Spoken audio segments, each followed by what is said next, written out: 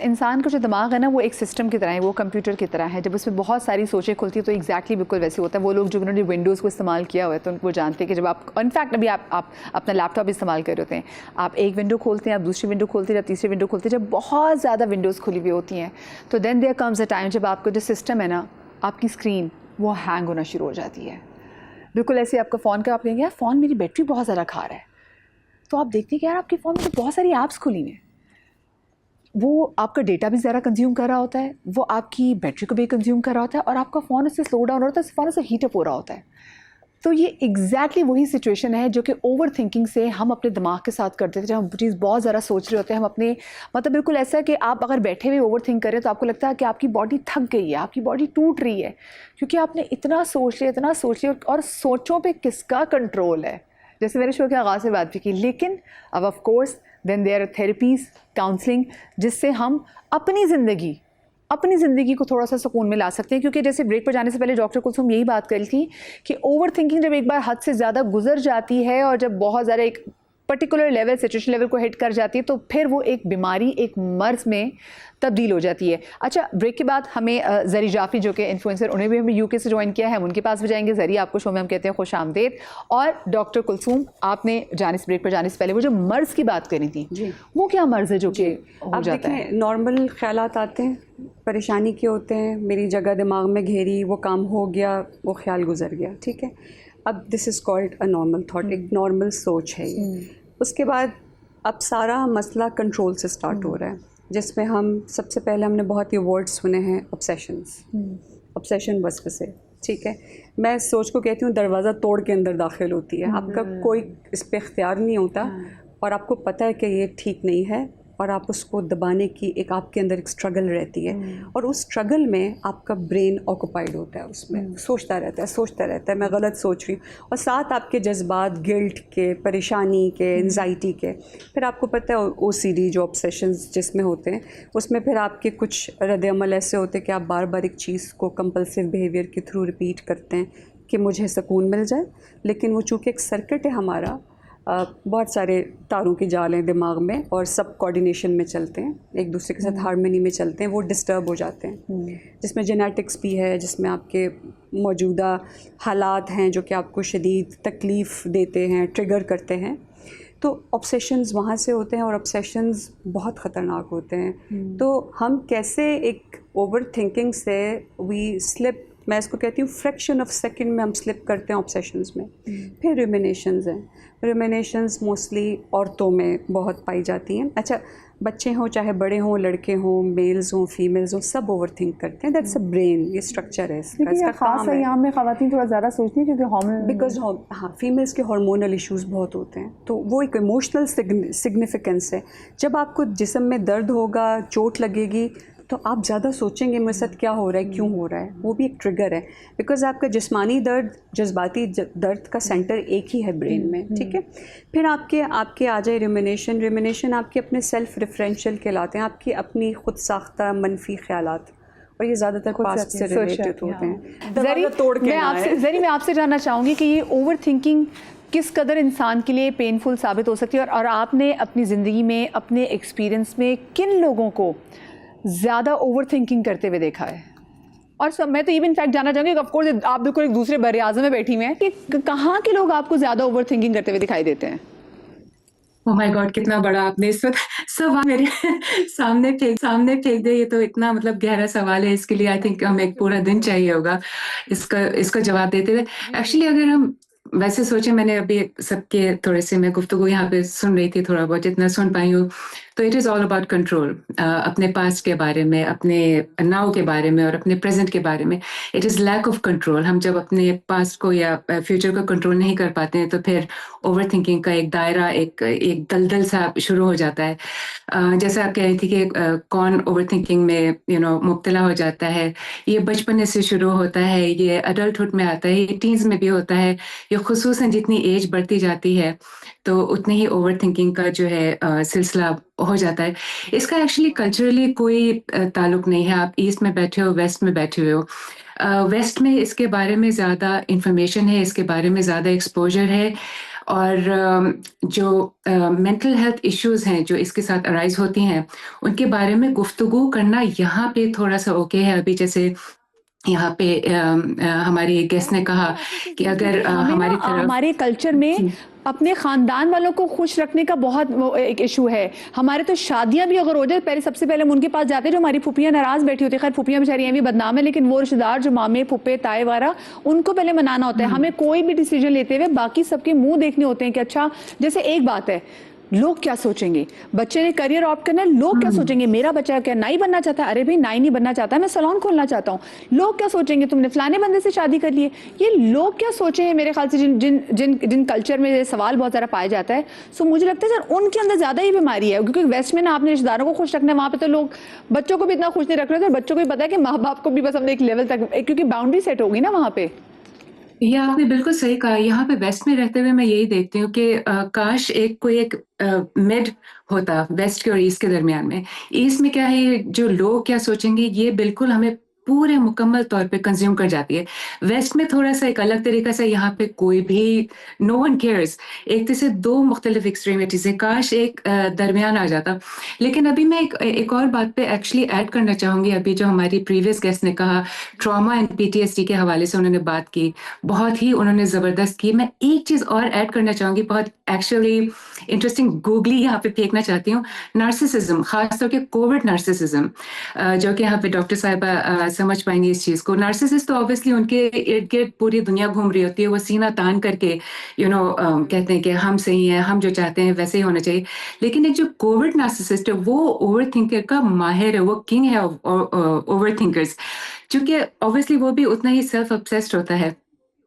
अब उस self obsession के इर्द-गिर्द में जब वो चाहता है और वो उसकी एक्सपेक्टेशंस इतनी हाई होती हैं कि लोग क्या करें उसके लिए, और जब वो एक्सपेक्टेशंस पूरी नहीं होती हैं और वो जब ओवरथिंकिंग के सर्कल में चला जाता है, ओह माय गॉड, उससे गहरा दलदल आई थिंक कोई नहीं हो सकता, बिकॉज़ वो उस दलदल में अपने आप को भी फँसाता है और अपने इर्द-गिर्द के होने वाले लोगों को भी बस फँसाता चला जाता है। सही। अच्छा, आपने ना सर एक बहुत अच्छी बात की, आपने कहा लैक ऑफ कंट्रोल जहाँ पर आता है वहाँ पे over thinking.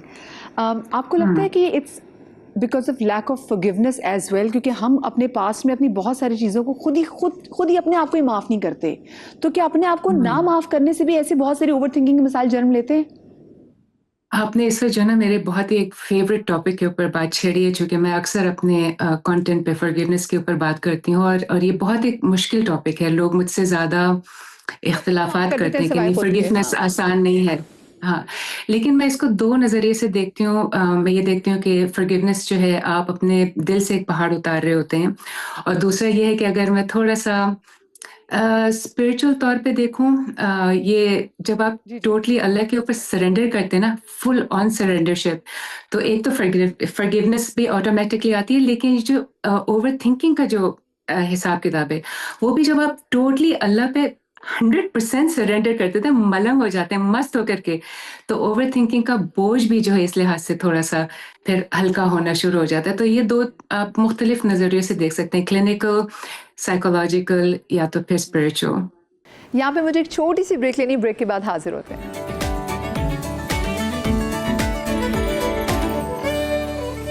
Ji, welcome back after the break. अच्छा, मैंने अपनी ज़िंदगी में देखा वो लोग जो बहुत सादा लॉ किस्म के लोग होते हैं ना, जिन्हें अपनी ज़िंदगी में बस उनके गोल्स अचीव होते हैं, ज़िंदगी सादगी से गुजारे होते हैं, उनके अंदर मैंने ये ओवर थिंकिंग की, अगर मैं इसको बीमारी या कैफियत बोलूँ, मैंने कम देखी है। वो कम में भी मुतमईन होते हैं, उनके अंदर वो कंटेंटेड होते हैं, उनके अंदर मैंने ज़्यादा सोचने की चीज़ें नहीं देखी, जो बहुत सादा लोग होते हैं। और ये देखें, अगर हम इस बात पे बिलीव कर लें कि जो होना है अल्लाह की मर्ज़ी से होना है ना, हाँ। हम सोच के भी क्या कर लेंगे, हम अपना प्रेजेंट ख़राब कर रहे हैं ना। अगर हम देखें ओवर थिंकिंग में क्या हो रहा है, या तो हम पास्ट में अटक गए या हम फ्यूचर के बारे में बेजा फिक्रमंद हो रहे हैं, है ना। जो हम उसकी वजह से क्या हो रहा है, जो जिस हम प्रेजेंट में हैं वो हमारा ख़राब हो रहा है, उसमें सुकून नहीं है हमारे पास, चीज़ों पे फोकस नहीं है। आज क्या हो रहा है, हमें इसकी फ़िक्र करनी है। बाल हम वक्त से पहले सफ़ेद कर लेते हैं ओवर थिंकिंग मतलब करके। ये हमने देखे, इसका कोई नतीजा क्या निकलता है, कुछ निकलता। अब ये फ्यूचर में होना है, जो अल्लाह ने हमारे नसीब में लिख दिया है, होना वही है। अब हम सोच के इस पे क्या करेंगे, मुझे बताएं, है ना। अब सोच के हम अपना आज का सुकून ख़राब कर रहे हैं, या पास्ट में जो हो गया वो भी अल्लाह की मर्ज़ी से हुआ था, बेशक। अब हो गया, अल्लाह ने आपको मूव ऑन करा दिया, आप मूव ऑन होना चाहिए। हम क्या होता है, अटक जाते हैं, और उसकी वजह से हम तो जहाँ पे भी खड़ा रहे काई जम जाती है जी। और उसकी वजह से हम आज का प्रेजेंट ख़राब करें।